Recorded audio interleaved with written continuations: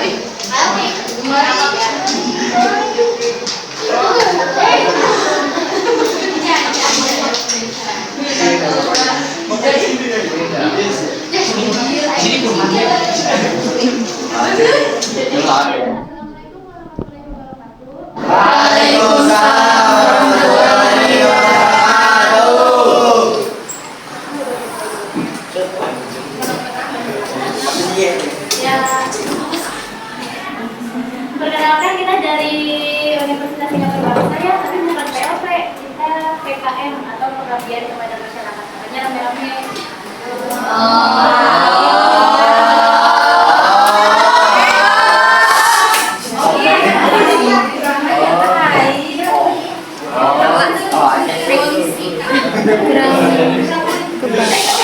Apakah ini dia? Universitas Singapura kita baru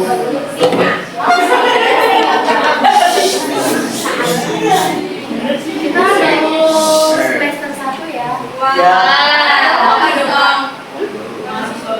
Ini ya pengabdian mata kuliah ulumul al-hadis.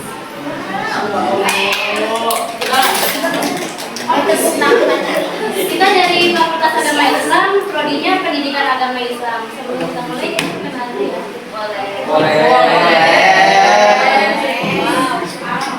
Perkenalkan, nama saya Firda Amalia. Asalnya dari Majalaya.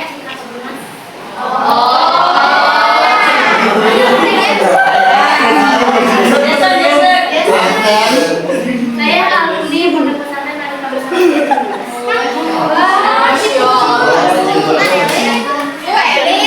Salam perkenalkan diri, nama saya Naila Tusada, asal dari Purwakarta, Purwakarta.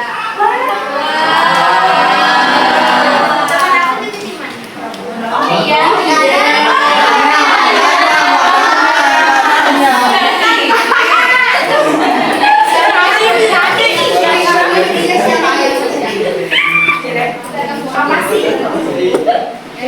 Nama saya Wiri dari Purwasari Cikampek, sekolah dari MA Al-Aliyah.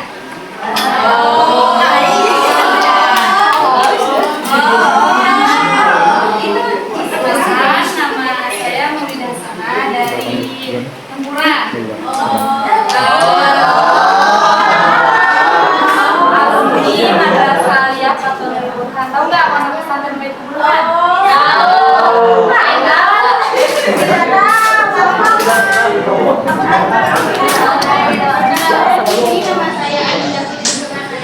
Dari Cikarang Utara, asal sekolah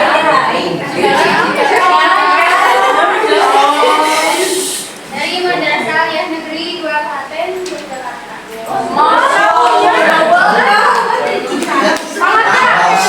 Perkenalkan diri, nama saya Nova Kubistian, saya alumni dari Mandua Karawang.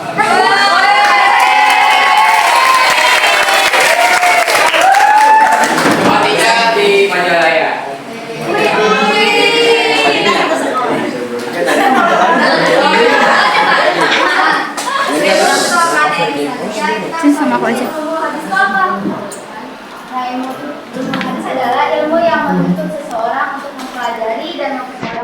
Kita kajian yang pertama sekarang mengenai hadis. Jadi ilmu hadis itu ilmu yang mempelajari tentang apa sih itu hadis? Ilmu yang mengantar seseorang untuk memahami hadis. Sebelum kita tahu hadis, kita belajar dulu namanya hadis. Pertama kan kita belajar dulu nih ilmu hadis, baru ke lebih mendalamnya lagi pemahaman hadisnya. Biar kita tahu mana coba ada yang tahu nggak apa itu hadis?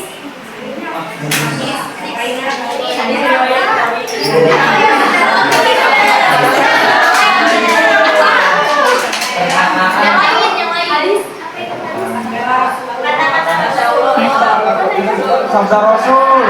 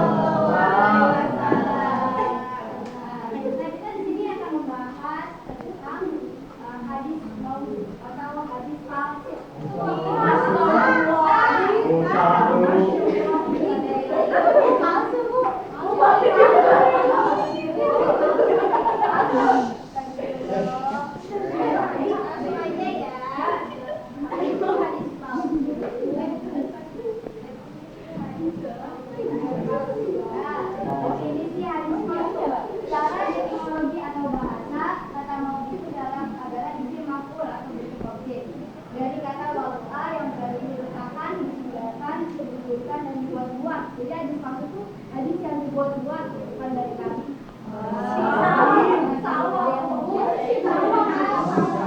Sedangkan menurut istilah hadis itu huwa muhtalaku masmuhu muktubu ala Rasulullah sallallahu alaihi wasallam.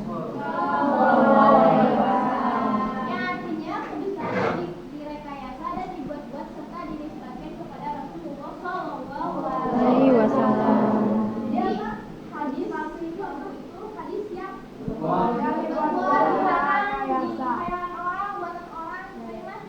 orang lain yang buat, tapi dia membawa nama Rasulullah. Alhamdulillah menjalin. Siapa ya bang?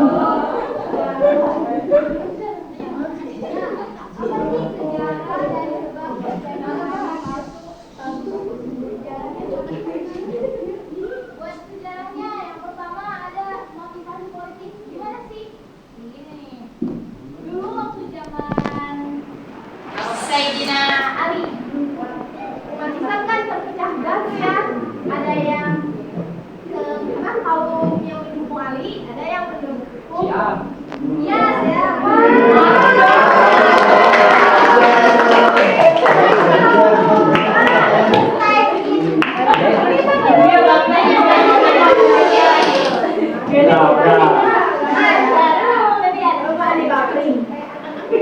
yang satu ada yang mendukung Ali, Muhammad itu lagi yang Muawiyah. Nah, itu kan tuh jadi banyak lah, ada beberapa kaum terpecah belah Islam itu setelah Rasulullah SAW wafat tuh Islam terpecah belah. Karena terpecah belah berarti gak ada yang mengisi kekuasaan kan, kosong tuh direbutkan untuk kekuasaan. Nah, untuk mendapatkan kekuasaan itu jadi ada kaum yang mendukung Ali bikin hadisnya kayak gini. Kata Nabi, Ali adalah manusia terbaik, barang siapa yang meragukannya maka ia keluar Islam. Itu kayak dari Nabi-nya nggak ada, Nabi nggak bilang gitu, nggak bilang Ali manusia terbaik kalau yang lebih di kafir kan kayak gitu, itu buatan cuman biar kaum dia tuh menang dapat kekuasaan. Itu motivasi politik, maksudnya itu munculnya hadis mau dua atau palsu melalui jalur politik. Kedua apa teh? Pendekatan kepada Allah. Kok bisa ya pendekatan kepada Allah bisa ke hadis palsu? Nah dulu itu kan zaman dulu banyak yang melakukan maksiat, ya kan? Jadi para ulama tuh gimana caranya orang tersebut tuh bisa mendekat kepada Allah lagi. Jangan-jangan para ulama itu pelakunya itu membuat hadis palsu tentang pendekatan kepada Allah. Terus yang ketiga ada menodai Islam. Kalau yang ini, umat Islam kan dari dulu musuhnya banyak ya. Banyak ada terus kan, sampai sekarang juga.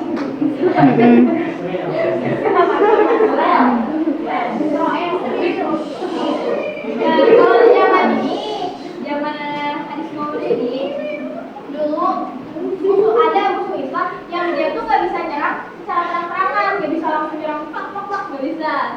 Dia nggak bisa nyerang yang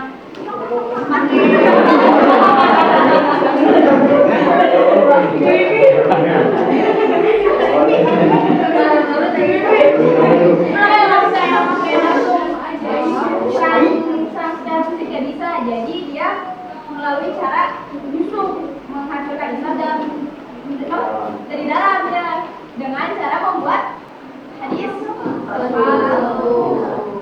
Jadi kayak apa ya?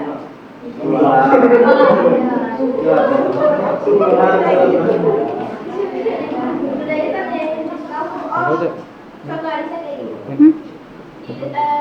Aku adalah nabi terakhir, tidak ada lagi nabi selain aku kecuali Allah menghendaki. Tapi kan yang kita tahu Nabi Muhammad itu nabi terakhir. Orang yang musuh Islam ini ngomongnya akunya Rasulullah nabi terakhir, gak ada nabi lagi. Tapi kalau Allah menghendaki ada lagi nabi, ada apa? Yang kita tahu Rasulullah yang udah terakhir kan. Dia menyerang Islam. Yang keempat adalah penguasa. Maka itu membahagiakan penguasa. Jadi si pelakunya itu membuat hadis tentang nama penguasanya. Kalau misalnya nama kita ada di hadis, seneng nggak sih? Katanya kemana? Perlu dipakai hadis. Berarti si pelakunya itu bakal dapat kayak hadiah dari penguasanya. Jadi pelakunya membuat hadis palsu untuk membahagiakan penguasanya. Nanti ada seperti yang kelima itu mencari rezeki. Ini dilakukan oleh orang-orang miskin. Dari dulu juga pasti ada orang miskin kan ya? Pasti ya. Nah, orang miskin itu pada zaman hadis Maulid ini kayaknya Maulid lagi viral kali ya, tren. Jadi dia karena miskin gak tahu apa, jadi sekarang udah bikin hadis aja, bikin hadis ini sebarin bilang aja dari Nabi, dia dapat uang gitu. Dia bikin hadis buat terus dan uang.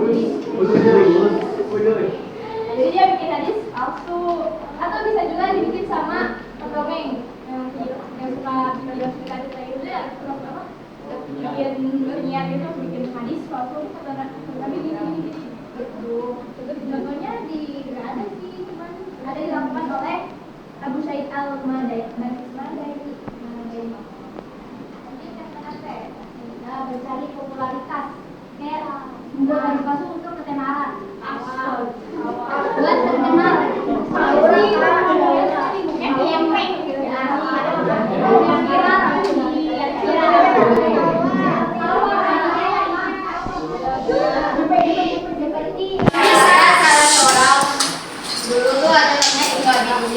Beliau itu membuat hadis palsu untuk ketenaran, tapi beliau membuat hadis palsu itu tidak diketahui oleh para ahli hadis. Hadis itu kan kalau misalnya menurut kita cuman dia aja gitu yang tahu, itu kan sesuatu yang hal istimewa, cuman dia aja yang dikasih oleh Rasulullah kan. Tapi pas dicek hadisnya, ternyata dia termasuk hadis palsu. Jadi dia segera membuat hadis palsu tersebut.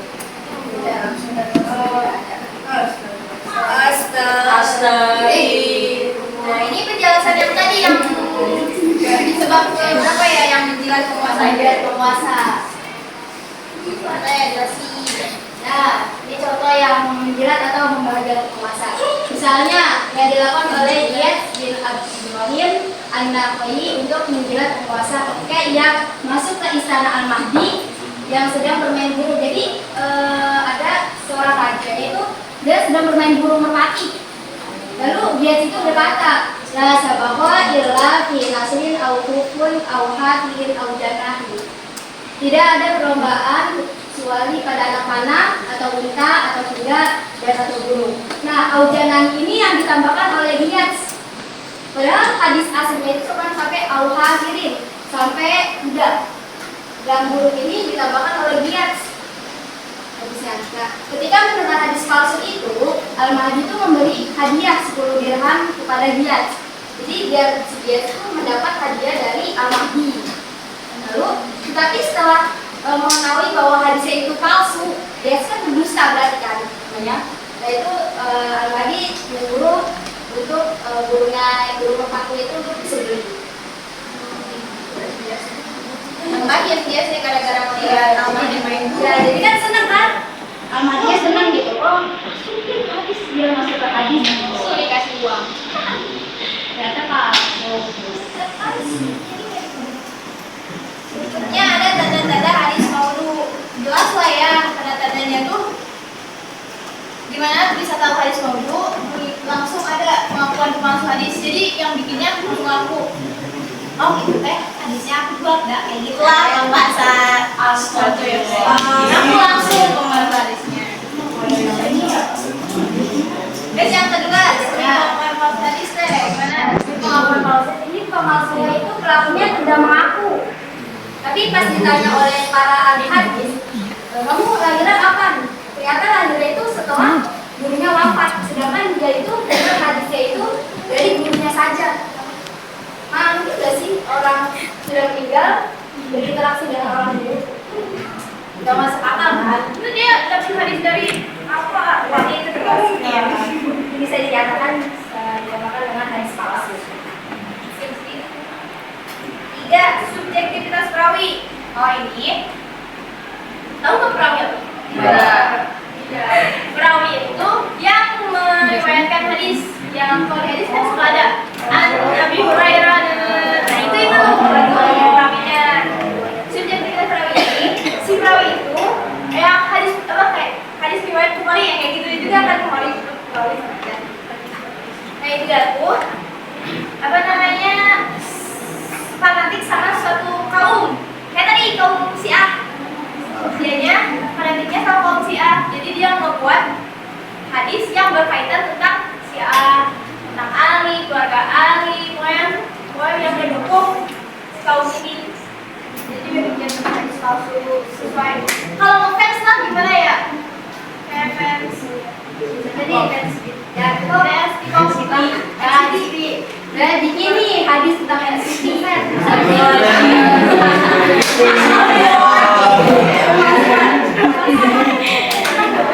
Ya kayak gitu kayak gas. Ayat. Contoh ya ini contoh. Saya nih NCT sama menyukai NCT. Jadi saya bikin hadis. Hai, apa sih wahai para muslimin, kalau suka itu tuh kamu bakal dapat ini kayak gitu bisa.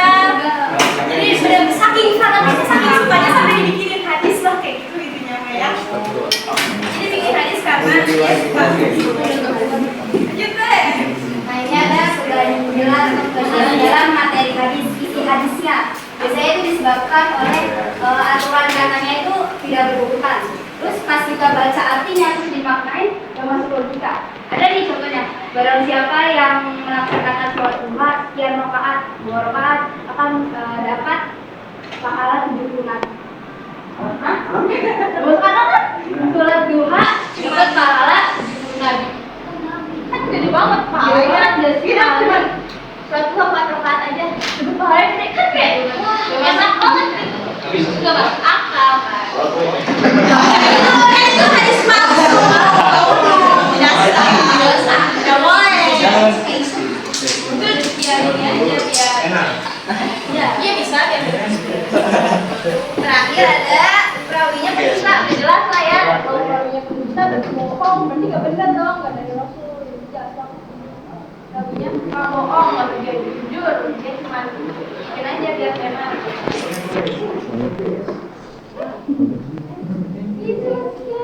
Ada yang mau ditanyakan? Tidak. Masa? Tanya dong, tanya. Maksudnya bermaja. Apa-apa,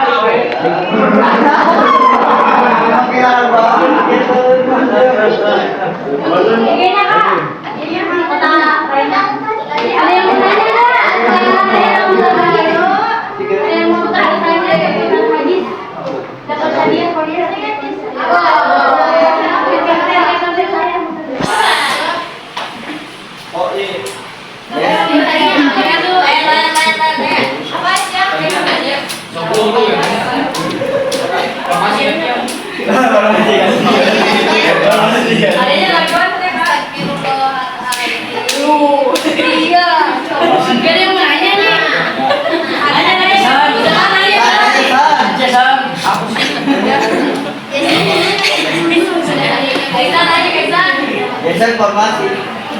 Nanya aja.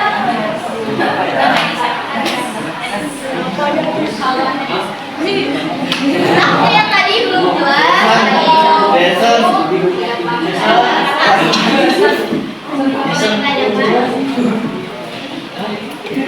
Ya kita paham ya. Iya.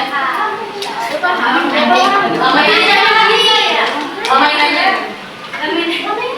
Jadi waktu nanya beda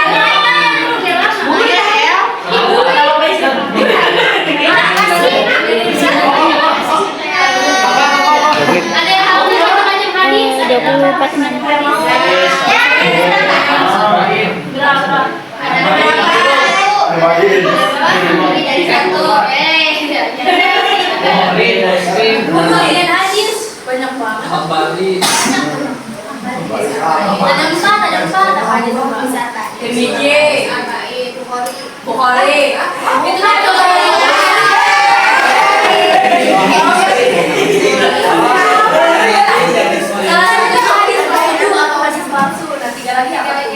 Hadis asli. sama lainnya deh.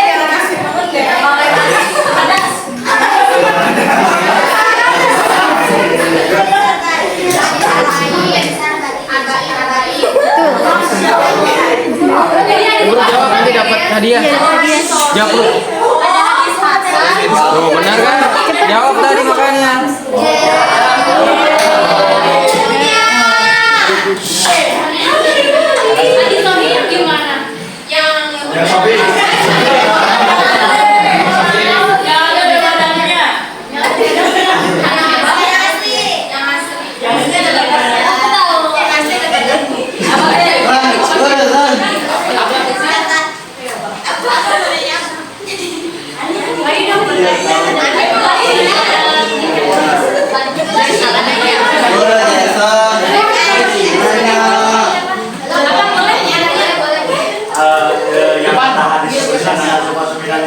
Masuk ke hadis maudhu atau gimana? Aduh, apa lagi? Itu maksudnya mau soalnya aslinya bukan gitu. Atau Gimana dong? Iya, aku tahu juga apa. atau iya, atau 105. Atau urusan 25 itu yang maksudnya. Jadi anak depan rumah hadisnya mau ya, karena aslinya bukan gitu dari nabinya. Tapi sama maksudnya yang jelasnya. Kamu dapat tadi siapa? Bukan, dia jawab dia yang nanya. Konsen saya malam Jumat. Udah lewat. Oh, ini sekolah. Ada lagi nggak? Yang mau tanya? Wah, ada. Kalau hadis palsu mah contohnya gampang. Saya juga bisa bikin hadis palsu. Gimana? Ayo coba ya. Siapa pada gue? Itu siapa itu? Ayo, hati-hati Kak. Sama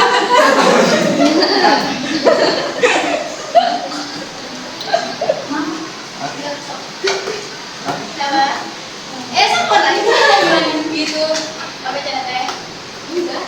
Bukan nanya. Ayo ada yang mau nanya lagi enggak?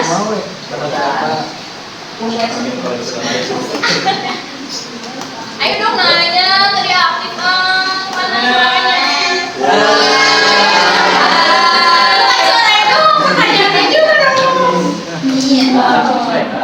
Udah nyanyi udah mau tiket konsernya. Di Jepang loh. Ini bisa dimakan.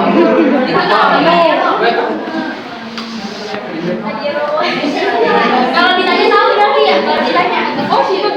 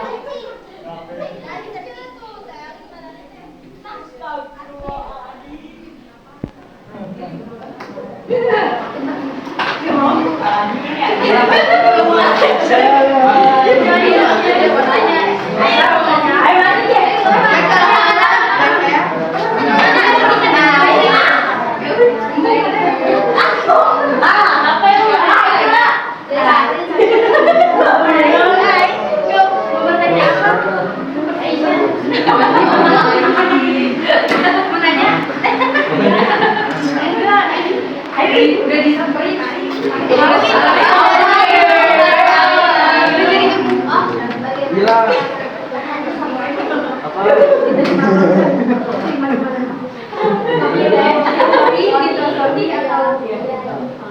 Jadi kalau adiso itu ada syaratnya, guys. Ada 5 syarat buat hadis itu bisa jadi sahih.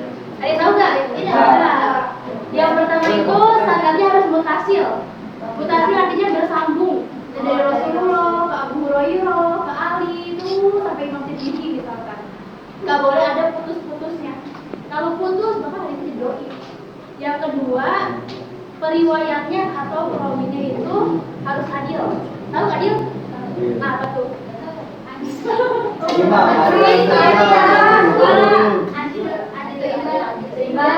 Kalau di periwayat hadis ini adil itu baik. Ya, dia tidak pernah berbohong, tidak pernah berbuat maksiat. Kalau dosa yang namanya dosa kan manusia itu pasti dosa ya. Tapi dia menjaga dirinya dari kemaksiatan. Maruahnya dijaga kayak makan di pinggir jalan nggak pernah nyeker.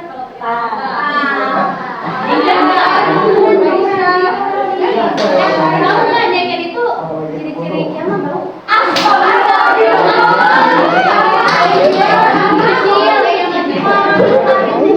Masuk.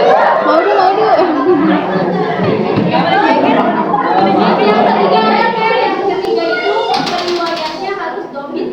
Jadi yang dimaksud dengan domit itu ingatannya kuat, nggak pernah lupa. Kalau dikasih hadis dari periwayat manusia dia selalu ingat. Kalau ditanya selalu ingat, kalau ditulis selalu ingat hadisnya seperti apa. Kalau domitnya ringan atau ingatannya kurang sedikit maka hadisnya bakal lancar.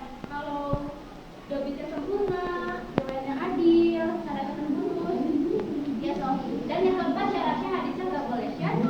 Yang kelima syaratnya hadisnya nggak boleh ilat. Jadi kalau syadz itu bukan apa?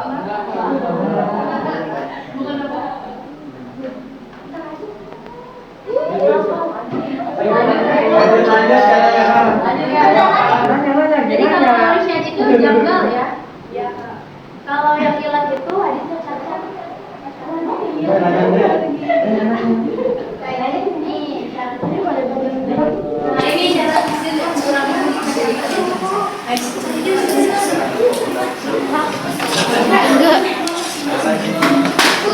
Kalau Hasan itu sama sempurna. Syarat yang 5 itu sempurna, cuman perawinya kurang lebih atau ingatannya kurang sedikit. Tapi kalau nggak ada 5 syarat itu maka hadisnya bakal dhaif. Atau misalkan sanadnya ada yang gugur, ada satu riwayat yang sanadnya gugur bakal dhaif. Paham? Insya Allah. Kalau mau udah pasti nggak ada 5 syarat itu ya kalau palsu. Gampang bikin saya juga bisa. Barang siapa yang memakai yang memakai sendal saya maka dia akan memiliki dunia dan seisinya. Wow.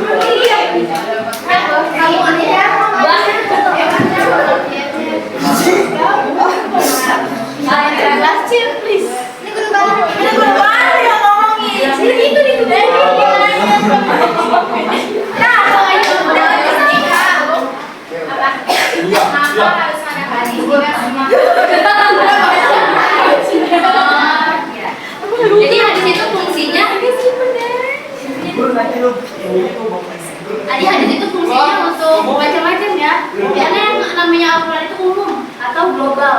Kalau manusia awam seperti kita nggak bisa langsung belajar ke Al-Quran, nggak bisa. Karena ada bahasa-bahasa yang kita nggak mengerti. Jadi hadis itu fungsinya ada banyak. Ada yang memperinci ayat Al-Quran, ada yang mengkhususkan ayat-ayat yang umum. Contohnya, kalau di Al-Quran kan nggak ada ya sholat itu yang seperti apa. Adanya perintah sholat, zakat, puasa, tapi nggak dijelasin sholatnya kayak gimana.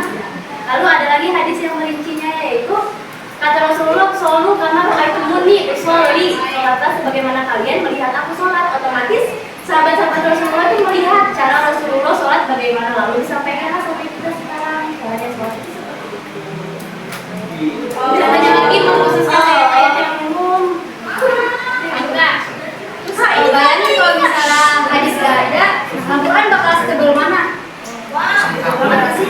Misalkan Al-Quran sampai dua, kan ada lagi Al-Quran yang memperinci, bakal tebal banget. Jadi ya, Kan tadi katanya ada Al-Quran. Kenapa harus ada hadis jika semua hal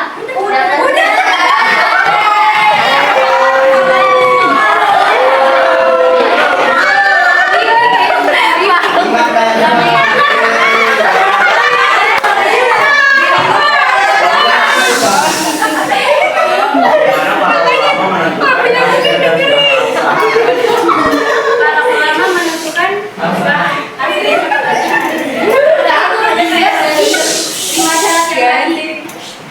dilihat, diteliti lagi itu hadisnya, perawinya siapa aja, riwayatnya siapa aja. Terus benar gak misalkan dari Abu Hurairah ke Imam Tirmizi, benar gak Imam Tirmizi itu adalah jalan Abu Hurairah? Misalkan Imam Tirmizi katanya dari Abu Hurairah, tapi pas dilihat kelahiran Imam Tirmizi itu pas Abu Hurairah udah meninggal, berarti kan itu gugur ya. Masa masih tahunya seperti tadi ya?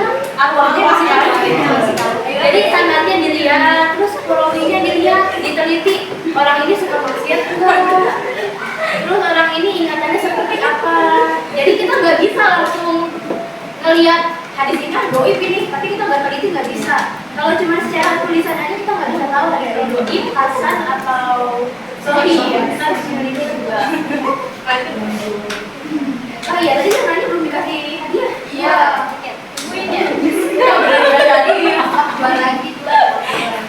Kamu yang jawing apa yang kasar? Itu dapat dua teh. Oh dapat dua. Oh ya udah gak usah ya. Tadi siapa aja? Kasih depannya. Mau dia lagi apa yang kasar? Tinggal lagi. Jawing. Ini dia lagi nanya.